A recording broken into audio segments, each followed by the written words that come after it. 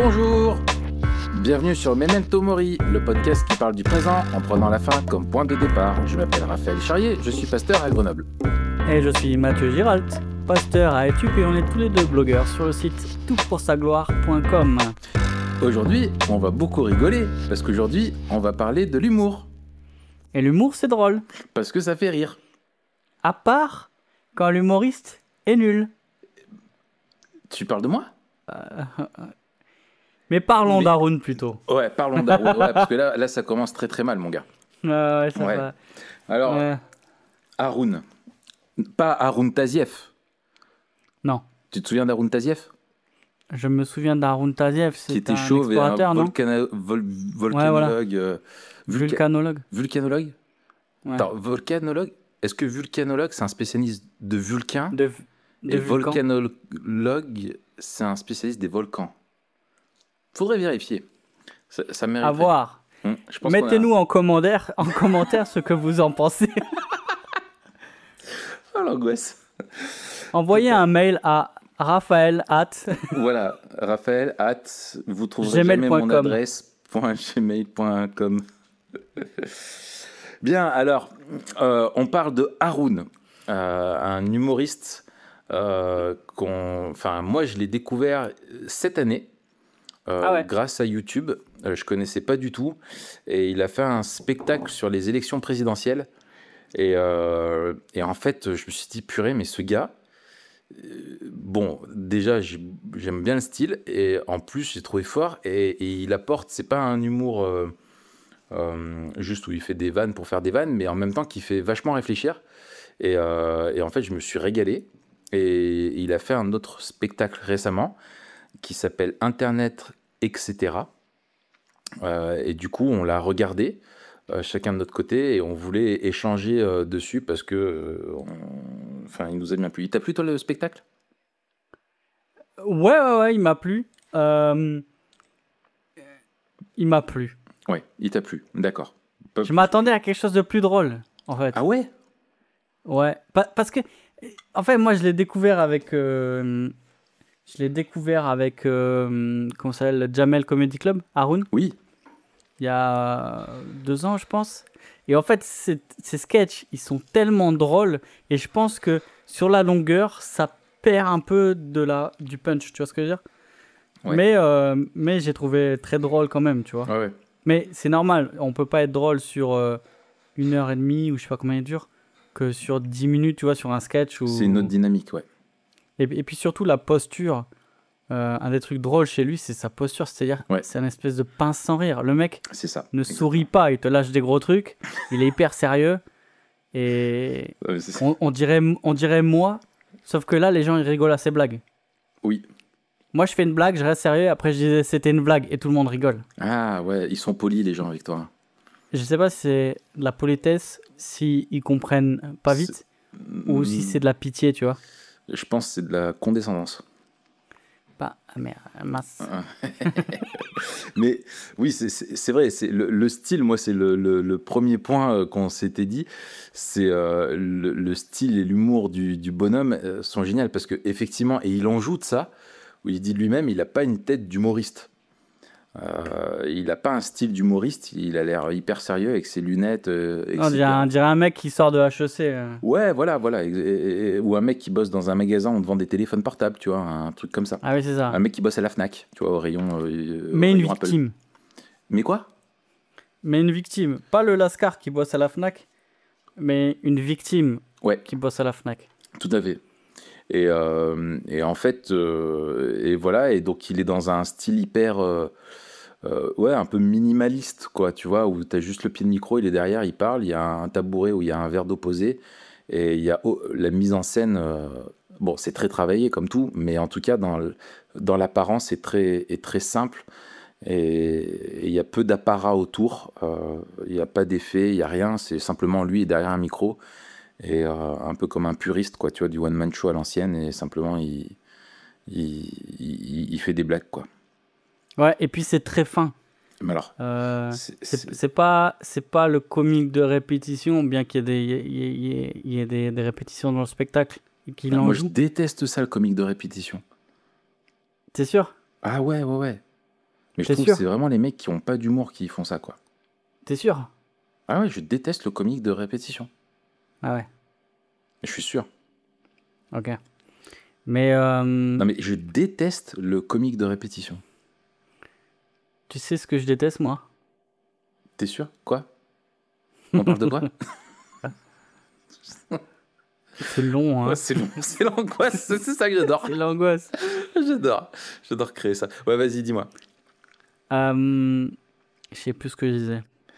Non, ah oui, un des trucs, c'est vrai que tu le soulignais, je sais pas, la semaine dernière à la fin de l'épisode, mais c'est vrai que c'est chaud de trouver des humoristes où pendant le spectacle, tu vas pas dire ah non, c'est dégueulasse, tu vois, il commence vulgaire. à partir sur une pente chelou et t'es sûr que tu peux pas regarder ça avec ta mère à côté parce que tu vas être pas bien, tu vois, ou avec tes enfants. Ou même tout seul, parce que ça te salit. Exactement. Mais le test de la mère est pas mal pour savoir si tu le ferais tout seul. Ou de Jésus. Est-ce que tu le regarderais avec Jésus? Hyper moralisateur, tu sais. Bon.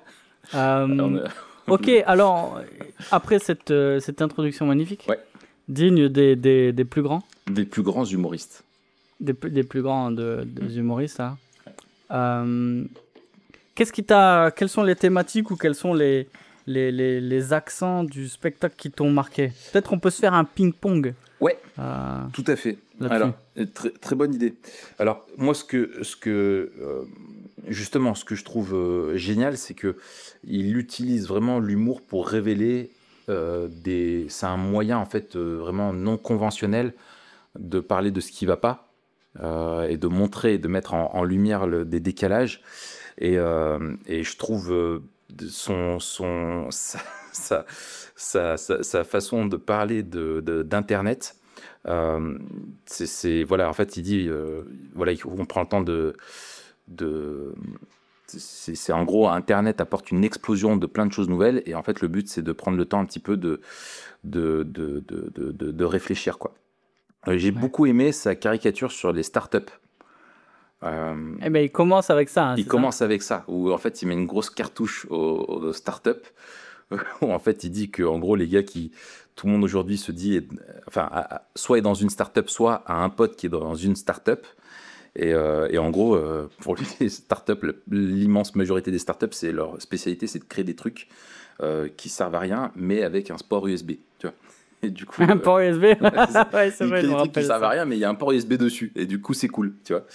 Et les mecs qui se présentent, voilà, et qui critiquent en disant ouais, moi je suis sorti de l'entrepreneuriat normal, je voulais créer une start-up, voilà, et en fait c'est le mec simplement, il peut bosser avec un t-shirt Star Wars et sur un pouf au lieu d'être à un bureau, quoi, tu vois. C'est ça.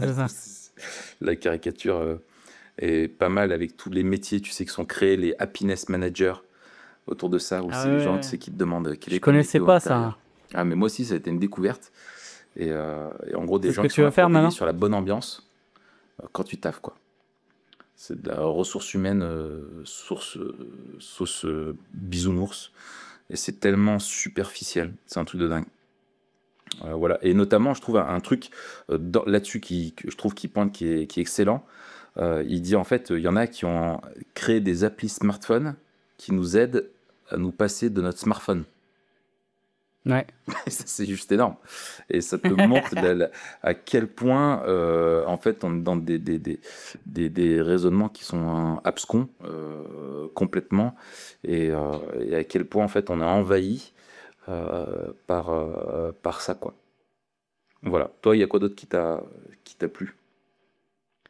Écoute, un des premiers trucs qu'il dit dans le spectacle et qui donne le ton et qui montre que c'est pas juste un spectacle où il caricature, mais la caricature, elle est là pour forcer le trait et montrer ce qu'il y a déjà, en fait. C'est ça. Mais il dit, un des premiers trucs qu'il dit, on n'a plus le temps de réfléchir.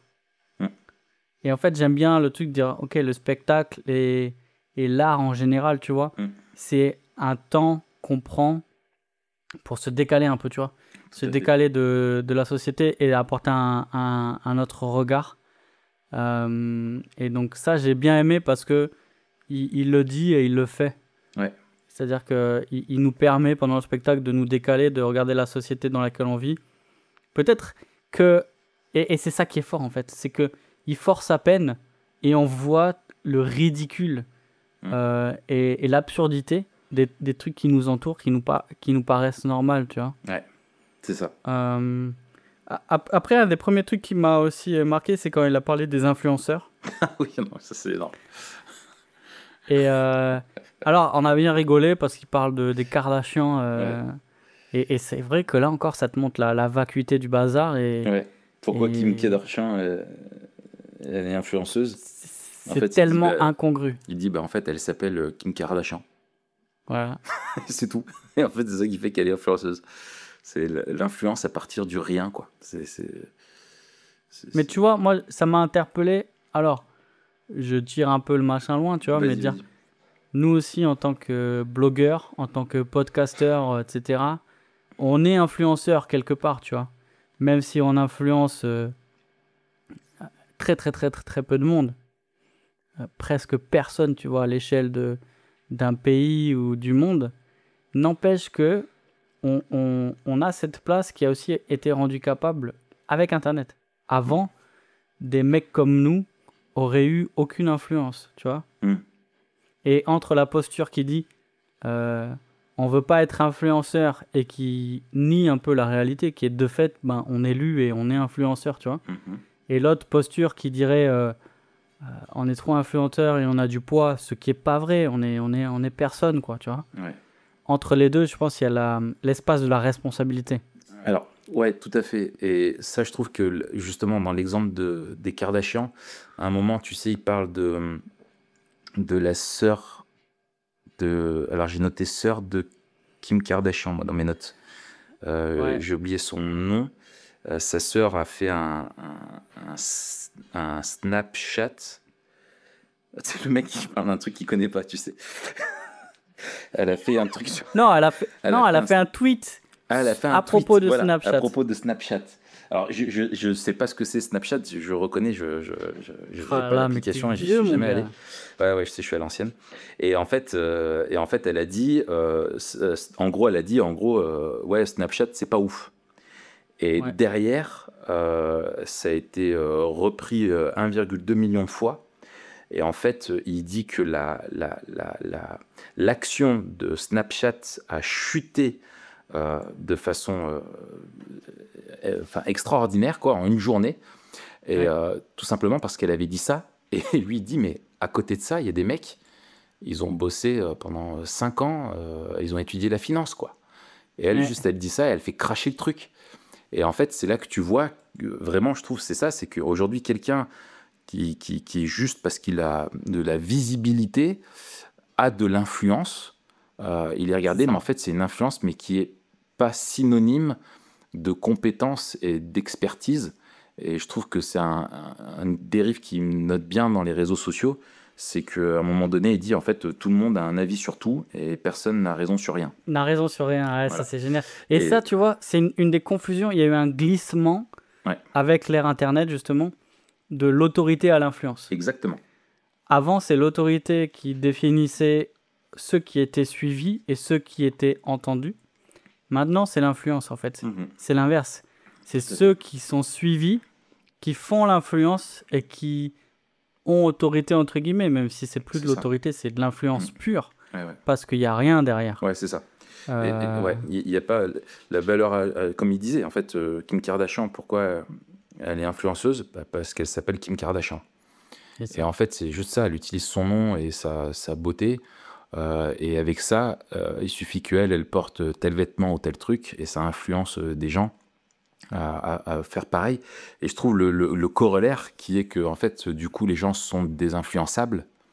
Je trouve ça pousse à réfléchir, à se dire, mais attends, toi, le pigeon et le produit dans l'histoire, c'est toi, quoi. Tu vois, il n'y a rien de gratuit, il n'y a rien d'innocent.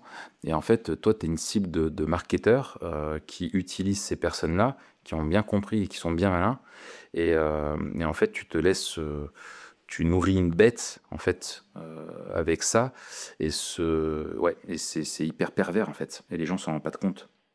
Enfin, absolument. Et peut-être qu'en replaçant ça dans le cadre, tu vois, de l'église locale, dire, nous, on est des influenceurs entre guillemets, de fait, on se proclame pas comme ça, mais toujours est-il qu'on a une certaine influence, pour le meilleur et pour le pire. Et on demande à Dieu de nous donner la sagesse, et on vous demande aussi de prier pour nous, parce qu'on reconnaît cette influence relative mais réelle. Mais il faut dire, et c'est ce qu'on dit à tous les gens qui nous écrivent, l'autorité, c'est pas nous, c'est votre église locale, c'est les responsables de votre église locale. Et à l'ère d'Internet, il y a aussi une dissociation de l'autorité dans l'église, où les gens vont chercher l'autorité ailleurs et vont se nourrir ailleurs, notamment pour trouver des gens qui sont d'accord avec eux et qui vont pas trop les remettre en question, la plupart du temps. Mais alors, c'est un peu paradoxal là aussi de dire ça, mais c'est vrai que nous, on fait les choses pour l'église locale, et à chaque fois que quelqu'un nous écrit un mail, on les invite d'abord à s'adresser à l'église locale et à l'autorité dans l'église locale. C'est ça. Et tu vois, là, je suis en train de finir Ézéchiel, et j'ai été frappé. Attends, j'ai pris ma Bible, là, je regarde. En fait, ce que dit... Daniel, pardon. Okay. Voilà, Daniel, en fait, quand il interprète le rêve du roi au chapitre 2, Daniel lui dit, en fait, il lui dit ceci, c'est verset 47, il dit, c'est certain, non, c'est le roi qui parle à Daniel, et il dit, c'est certain, c'est votre Dieu qui est le Dieu des dieux et le Seigneur des rois, et il dévoile les secrets, puisque tu as pu dévoiler celui-ci. Et en fait, ce qui est énorme, c'est que quand il regarde, lui, le ministère de Daniel, en fait, il dit pas à Daniel, ouais, t'es un ouf, c'est toi qui es trop fort, t'as un don extraordinaire. Il rend gloire à Dieu, quoi. Et en fait, tous les chrétiens ont de l'influence, mais en fait, c'est pas une influence pour attirer à nous, mais on doit chercher à avoir une influence en disant, mais tourner les yeux vers Dieu, quoi. Et c'est ça l'influence, être des lumières du monde, c'est chercher à montrer la beauté de Dieu et pas la nôtre, quoi. Super. Voilà, bref, juste ça c'est venu comme ça. Et d'ailleurs, je trouve aussi, moi, ça remarque justement sur les réseaux sociaux, où tout le monde a un avis sur tout, mais personne n'a raison sur rien, avec la façon dont ça déraille, la vitesse à laquelle ça déraille. C'est génial, où tu as des gens, voilà, il suffit tu vois dans des commentaires, il suffit de suivre n'importe quel commentaire sur n'importe quoi, il suffit que tu aies deux personnes qui ne soient pas d'accord, ça part tout de suite en insulte, et tu arrives dans un temps record au point Godwin, c'est-à-dire à comparer l'autre à Hitler, qui est une vieille figure de rhétorique toute pourrie. Et en fait, et moi je trouve ça c'est quelque chose qui me marque, et c'est une des raisons qui m'a motivé à quitter notamment Facebook et tout ça il y a un moment, c'est en fait, il démontre comment le comportement derrière un écran n'a rien à voir avec celui qui est dans la vraie vie. Parce qu'il imaginait cette même échange où tu as des gens qui s'insultent, où en 3 phrases, tu arrives dans une boulangerie à insulter l'autre de nazi, tu vois. Et en fait, je trouve ça montre une hystérisation, tu vois, et une polarisation et l'incapacité à être nuancé dans la façon d'exprimer des points de vue, où soit tu es pro, soit tu es anti. Là, j'ai vu, il y a un article, je l'ai noté, je vais le mettre en lien. J'étais tombé là-dessus sur une blogueuse végane. Le titre de l'article, c'est « Une blogueuse végane violemment critiquée pour avoir offert une glace à une petite fille ». Mais attends, mais tu te rends pas compte aussi. Voilà. Et tu te rends compte comme c'est terrible. C'est chaud. Ouais. Alors que Daniel était végane, le prophète Daniel. C'est ce que j'ai réalisé aussi. Tu vois. Ah ouais. Et je pense que c'est un signe, ouais. Est-ce que ça veut dire que c'était un faible, comme dans Romains 14 En fait, non, je pense que lui, il défend la thèse qu'il faut être vegan. Je vais Daniel. faire un article là-dessus, ouais. Oh pétard. Je vais me retrouver tout seul sur Memento Mori, quoi. C'est ça. Purée. Non, tu vas faire un truc Memento laitue ou un truc comme ça. Vegetables. Memento vegetables. Memento veggie.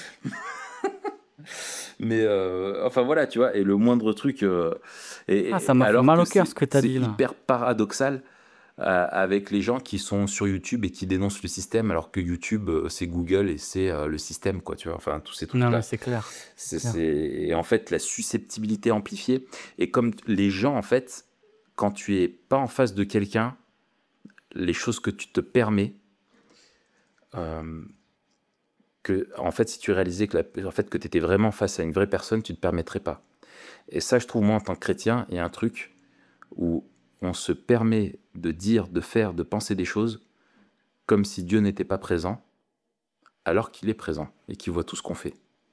Ouais, et qu'un jour, on devra rendre compte devant lui pour tout ce qu'on a dit, ce qu'on a pensé, et notamment dans notre comportement aussi sur les réseaux sociaux, sur le net, etc. Et je trouve même, tu vois, dans nos milieux à nous chrétiens, où tu pourrais t'attendre quand même à un minimum de respect, juste dans la façon de formuler les trucs, etc., où tu as des gens qui se permettent de jeter le discrédit sur des gens, qui se permettent de critiquer ou d'être agressifs de façon, tu vois, gratuite comme ça, tu dis, mais c'est complètement dingue, quoi. On est fou. Ok, bon, bah, c'est super, on a un rythme qui est génial. on est chaud, on est chaud. On est super chaud. Qu'est-ce qu'il y a d'autre qui t'a plu, toi? Écoute, un truc qu'on a déjà entendu, mais qui est notable, quand il dit que Google remplace la religion. Ouais. Il disait avant, on allait se tourner vers le prêtre, Voilà. vers le curé, Quand t'as une etc. question, Maintenant, on se tourne vers Google dès qu'on a une question existentielle. Ouais, c'est ça. Et c'est vrai, et c'est hallucinant parce que Google sait avant nous quand on a un cancer ou un machin. Ouais. Parce que tu sais, avec les questions que tu poses, suivant les symptômes, les machins et tout, Google est capable de dire en gros qu'est-ce qui va pas, dans combien de temps tu vas être malade et tout. Donc c'est assez flippant. Mais même sur chaque année, il y a le Google Zeitgeist. Zeitgeist, c'est un nom allemand qui veut dire l'esprit du temps ou qui montre les tendances. L'esprit de l'époque, un truc comme ça, tu vois. Ouais, les recherches. Ouais, et qui montre en fait les recherches, les tendances. J'ai fait un article là-dessus il y a quelques années, peut-être en 2013. Mais c'est assez intéressant de voir en fait ce à quoi les Français pensent, ce qui leur fait peur, ce qui les réjouit, en fait ce qu'il y a dans leur cœur, tu vois. Ouais. Et là, ils pointent un truc de super juste, Haroun, avec ce truc de Google qui remplace la religion. Et aussi, alors, lui il le place sur presque sur le terrain de l'omniscience, tu vois, en disant, si on a une question, on va se tourner vers lui. Mais il y a plein d'autres aspects, par exemple, tu vois, presque l'omniprésence, parce qu'on peut voir à d'autres endroits, on peut péter les barrières spatiales, genre on se parle. Là, par exemple, tu vois, on se parle en direct alors qu'on est à 400 km, 300 km d'écart, tu vois. Ouais. Et, mais sur le truc de Google comme religion, ouais, ça m'a interpellé, tu vois. Et je me suis dit, dans quelle mesure, nous, on en prend conscience et qu'est-ce qui serait intéressant de creuser là-dedans, tu vois, comme réponse à ça. C'est ça. C'est tout à fait. Et en fait, ça rejoint cette question d'influence et des influenceurs, comment fonctionne Google, et tu sais, et notamment aussi à un moment, c'est par rapport, je crois, à YouTube, où il dit ça, où il parle de l'algorithme de la médiocrité.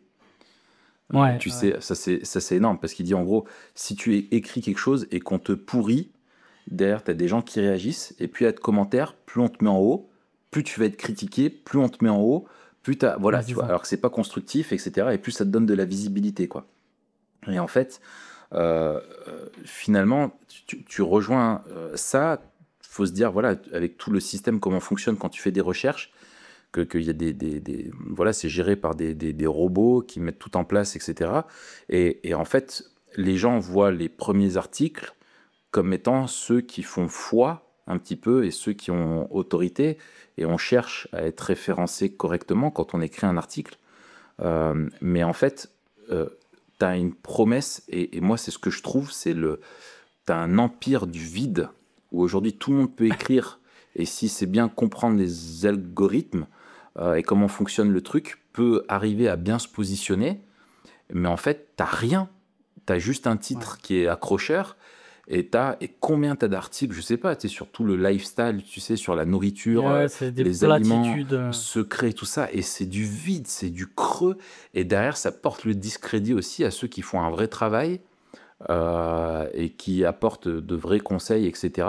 Et aujourd'hui, en fait, t'as comment dire, ça met tout le monde quelque part au même niveau, tu vois, face à l'information. Et le défi pour nous, c'est pas de trouver des informations, mais c'est d'avoir de la sagesse et de l'analyse.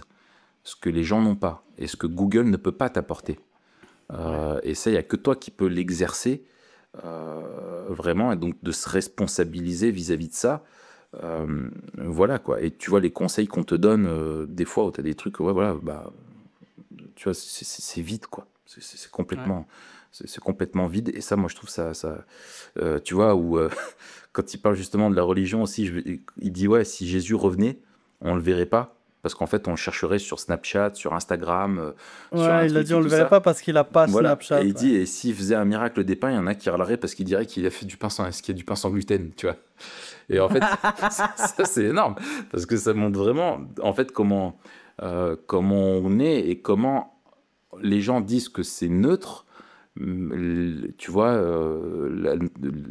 l'idée que la technologie est neutre, etc., et que c'est qu'une question d'usage, mais non, lui il le rappelle, tu vois, comment les choses ont été créées, Facebook, etc., c'est créé avec une intention, et c'est un canal qui te conduit, et qui est là pour générer un comportement chez toi, et si tu te retrouves à perdre ton temps, à procrastiner, etc., c'est que justement, eh ben, il y a des personnes qui ont bien compris comment capter ton attention, et attirer ton attention sur des choses qui ne sont pas du tout essentielles.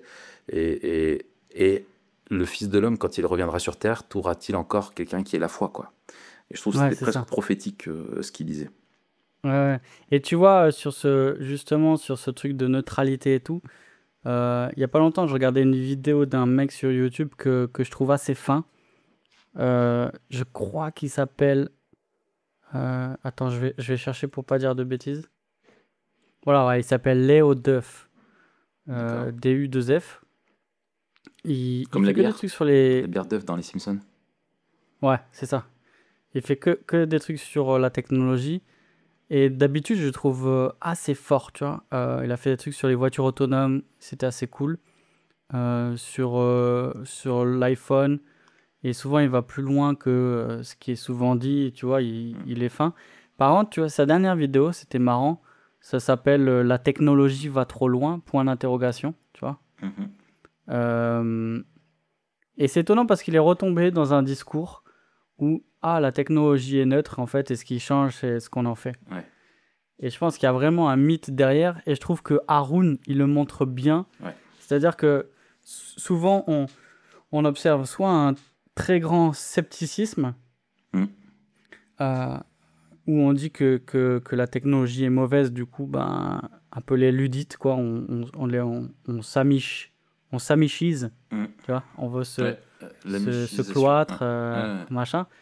Ou alors un très grand optimisme, où on dit, bah voilà, non, la technologie c'est bien, ou alors elle présente pas de danger, en fait, c'est suivant comment on l'utilise.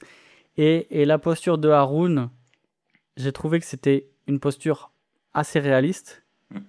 Bon, je le trouve cynique quand même, mais en fait, c'est obligé.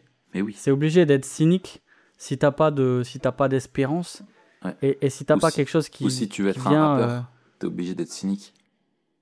T'es pas obligé, non, mais tu peux prendre un carton rose. Ouais. Tu vois, et à nous chrétiens aussi, dans notre usage et dans notre conception de la technologie, de se rappeler que la technologie n'est pas neutre en soi, parce qu'elle induit des comportements et des usages. Et parce qu'elle est créée par des hommes qui ne sont pas neutres.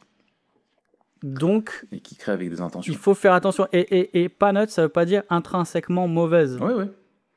Ça veut dire qu'elle est potentiellement dangereuse. Ouais. Et je vous invite à écouter le podcast que j'ai fait avec nos amis du Bon Combat sur cette question-là. Tu mettras le lien. Ouais. Moi, ce que je trouve vraiment et ce qui pointe du doigt, Haroun, c'est justement comment ces nouvelles technologies apportent, Internet notamment, apportent un éclatement de la sphère privée, que ce soit par les réseaux sociaux. Moi, un truc vraiment avec quoi j'ai vraiment beaucoup de mal, je vais peut-être pas me faire des amis, mais c'est le selfie. Tu vois, quand tu vois comment les gens prennent des photos maintenant par rapport à avant, il y a vraiment un décalage. Avant, tu prenais un paysage en photo, maintenant c'est toi en premier plan et le paysage qui est derrière parce que tu le partages aux gens et que tu veux te montrer toi avant. Et on est vraiment au centre de tout. Et c'est vraiment très, très, très, très, très révélateur en fait de notre égocentrisme, de notre narcissisme. Et donc on fait exploser cette sphère un peu privée et on n'y voit aucun problème. Même dans la question, tu sais, quand il parle des données, tu sais, de la data, tu sais, de la collection de données, et avec la notion de dire, mais si tu n'as rien à te reprocher, on s'en fout, qu'ils prennent toutes les données que tu as. Et donc, quand tu vas dans un magasin, tu reçois une notification de Google qui te dit donner un avis sur ce magasin, tu vois. Et en fait, tout le monde donne un avis sur tout, alors que tu n'es pas spécialisé pour ça, et tu te crois la responsabilité de le faire ou le droit de le faire, alors qu'en fait, non, tu as aussi le droit de ne pas donner d'avis, tu vois. Tu as le droit d'avoir des avis qui restent privés, mais surtout, c'est que ce que les gens comprennent pas, c'est que, en fait, si c'est gratuit pour toi, et que toi, quand tu donnes ton avis, etc., en fait, c'est que tu es utilisé par ces firmes-là qui se servent bien de cette naïveté en disant bah, moi j'ai rien à me reprocher donc je leur donne mes données et eux tu vois ils aspirent tout ça pour derrière mieux te cibler, te marketer, te vendre des trucs, te conditionner dans ton comportement, etc. et te donner ce que tu veux et te formater quoi. Et bien sûr, si c'est gratuit, c'est toi le produit. Exactement, voilà, le fameux adage, ça c'est vraiment la base quoi. Et en fait, et après un jour, tu auras des trucs, tu sais, un peu comme dans Black Mirror, où il le souligne ça, lui, tu sais, où on te dira, bah voilà, tu veux prendre une police d'assurance vieillesse, on te dira, ah bah apparemment vous aimez bien le McDo, tu vois. C'est pas très veggie ça, tu vois, d'aller au McDo ou d'aller au truc, etc. Et ça, c'est vraiment. C'est vraiment bizarre. Tu vois, tout ce désir de s'exposer aussi, notamment, je reviens sur le selfie, avec montrer son image de soi, mais qui est toujours sur le meilleur angle.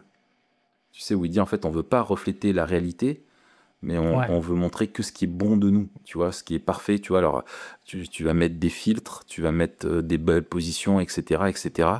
Et en fait, tu montres juste pas la réalité telle qu'elle est, et tu veux maîtriser ton image, et te montrer tel que tu n'es pas. Et c'est juste, en fait, c'est juste une hypocrisie sans nom, quoi. Ouais, c'est ça. Et sur les données, la surveillance, alors on a déjà parlé hein, des dystopies, comme tu as dit, avec Black Mirror. Moi, cet été, j'aimerais bien, j'en ai pas parlé la semaine dernière, mais j'aimerais bien lire Ravage aussi de Barjavel. Ok. Je pense que on est terriblement naïf et qu'on ne mesure pas ce qu'il y a à perdre et les dangers auxquels on s'expose avec ces histoires de données. Et bon, franchement, moi, je pense que si j'étais pas chrétien, je serais un gros militant anti-données, un truc comme ça, tu vois. Ouais. J'ai pas le temps, tu vois, il y a des trucs plus importants. Ouais. Mais souvent, ce truc-là, ce couple liberté-danger, et qu'on accepte si facilement de donner de notre liberté, de la perdre pour avoir une plus grande sécurité, entre guillemets. C'est super flippant et je pense qu'on est d'une très grande naïveté et nous les chrétiens en premier.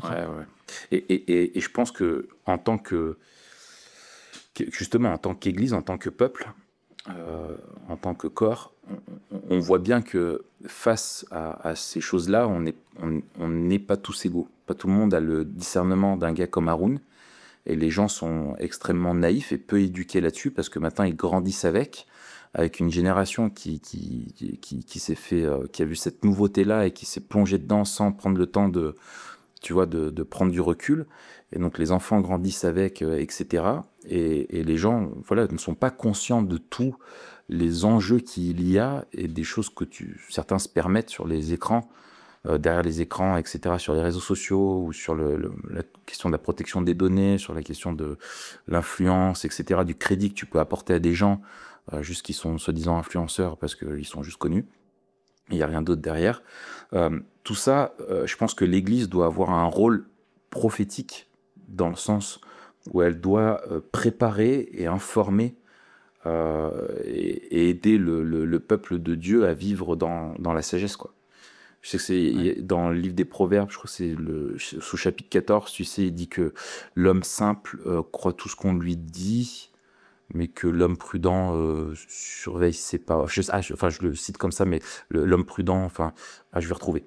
Mais en gros, c'est se dire qu'en tant que peuple de Dieu, on ne doit pas être naïf et croire tout ce qu'on nous dit, sans tomber dans les travers de justement ce dont il parle, des gens qui sont dans les théories du complot pour tout, mais qu'on doit exercer un juste discernement et avoir de la sagesse. Et je pense que c'est des sujets de discussion qu'on doit avoir entre frères et sœurs pour s'exhorter à ça. Et quand tu vois un frère ou une sœur qui a un comportement qui est vraiment qui relève par exemple du péché, du manque de respect ou de voilà sur les réseaux sociaux, et que toi tu y es et que tu le vois, ta responsabilité est d'aller le voir personnellement et de lui dire écoute, là tu devrais faire attention parce que t'oublies que c'est pas parce qu'il y a un écran que derrière il n'y a pas une vraie personne et que tu es en train de parler devant des centaines de personnes, tu vois. Tu t'en rends pas compte, mais c'était comme si tu étais en train de critiquer quelqu'un devant des centaines de personnes, chose que tu ne te permettrais pas en vrai. Donc voilà, c'est ce genre de choses-là, et au sein de l'église locale, je pense que c'est important qu'on puisse s'exhorter à vraiment de la sainteté aussi et de la sagesse dans notre comportement sur le net. Ouais, c'est clair. Et dernier truc que moi je voulais souligner. Vas-y. C'est, je sais pas, alors je sais plus le contexte, mais tiens, à un moment donné, il raconte quand il est obligé de descendre du trottoir parce que il y a une fille qui est sur la terrasse là et qui ne veut pas replier ses jambes. Et puis j'aime bien quand il dit mais qu'est-ce qui se passe en moi là? Ouais, mais avant il dit, tu sais, il y a 30 cm, il dit mais à Paris 30 cm c'est beaucoup, 30 cm t'ouvres un kebab, tu vois. Ouais. Et là où il dit ouais, j'ai envie de meurtre, je me regarde comme ça et je dis oh, on a un criminel. Ouais. Et en fait ce truc de ironique, un peu absurde, mais hyper vrai en fait. Ouais. Où à un moment donné, dans le spectacle, il te montre que sommeille en nous un meurtrier potentiel. Exactement. Et j'ai trouvé ça aussi... tu vois, alors, oui, parce que la différence dans le contexte, avec... juste pour que les gens comprennent, il parle de l'intelligence artificielle qui disait si on arrivait à prévenir les meurtres, un petit peu comme dans Minority Report, parce qu'on arrive à comprendre, anticiper les pensées des gens.